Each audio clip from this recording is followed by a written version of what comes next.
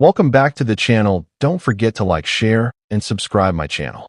Today we are explore how to adjust tracking for creative text compositions in Photoshop. Now I open Photoshop and create a large canvas for a poster layout.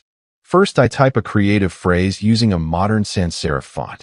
Then I highlight the text and access the character panel to adjust tracking. After that I increase tracking slightly to create an airy and elegant composition. Now I duplicate the text and experiment with tighter tracking for comparison. Next I apply subtle layer styles like inner glow and drop shadow to enhance the text. Then I use smart guides to maintain letter consistency across the design. After this I check alignment with other visual elements for harmony. Now I refine tracking for perfect spacing